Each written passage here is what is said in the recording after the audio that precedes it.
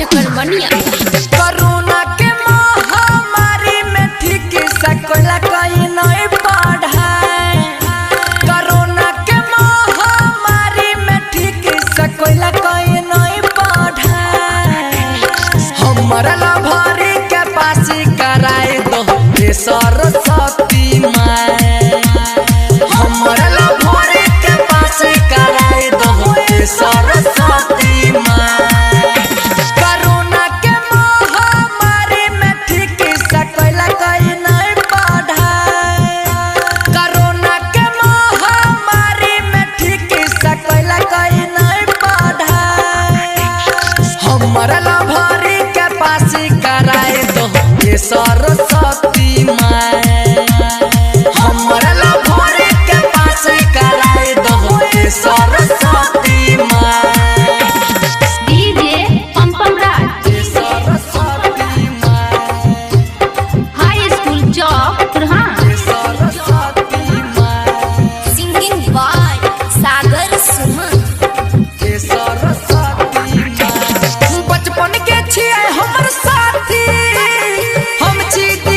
हमर बाती निकलता के रिजल्ट ओकर इहे सोची धर कोई छै छाती। इहे सोची धर कोई छै छाती। इहे सोची धर कोई छै हे मां बचपन के छिए हमर साथी। हम छी दिया हमर बाती निकलता के रिजल्ट ओकर इहे सोची धर कोई छै छाती। निकलता के रिजल्ट ये सोची धर कोई छै छाती। ओकर वियोग में सोची के हमारो दिहिया गलल जाए। ओकर वियोग में सोची के हमारो दिहिया गलल जाए। हमारा लाभारी के पास कराए दो सरस्वती माँ। हमारा लाभारी के पास कराए दो सरस्वती माँ। सरस्वती माँ। सरस्वती माँ।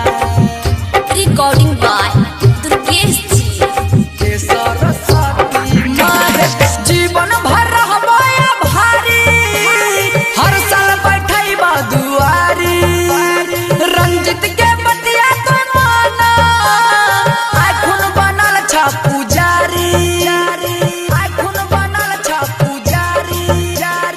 आखुन बनल छ पुजारी। माहे जीवन भर रहबया भारी हर साल बैठैबा दुआरी।